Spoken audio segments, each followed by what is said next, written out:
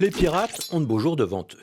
En tout cas, les domaines où ils s'illustrent ne cessent de s'étendre au fur et à mesure des avancées de l'informatique. Et dans cette discipline, on entend beaucoup parler d'eux en ce moment. À tel point que le verbe pirater s'emploie pour des actions diverses. Le piratage informatique, il peut consister à accéder à des données dont l'usage est privé, on casse les codes, on vient à bout des verrous si on est assez habile pour le faire. Mais on peut également pirater un film, se l'approprier sans payer. Et le mot s'emploie à propos du téléchargement illégal. Et puis on pirate une adresse électronique quand on en prend le contrôle et qu'on répond à la place de son propriétaire. Le succès du mot est étonnant. Il y a quelques années, on l'avait déjà utilisé à propos des radios qui émettaient sans autorisation.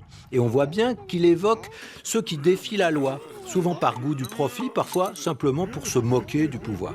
Et le mot est étonnant, parce qu'il s'applique à ceux dont les activités sont clairement répréhensibles, parfois meurtrières, les pirates de l'air. Et pourtant, il désigne ces malins qui veulent aussi prouver qu'ils arrivent à déjouer les protections les plus sophistiquées sans se faire prendre. Alors cette ambiguïté, elle joue aussi pour les pirates de jadis, les écumeurs des mers qui s'emparaient des bateaux, le capitaine à la jambe de bois et à l'anneau dans l'oreille, le marin au turban et au sabre d'abordage. Voilà des pirates plutôt sympathiques, alors que leur modèle était certainement des tueurs sanguinaires.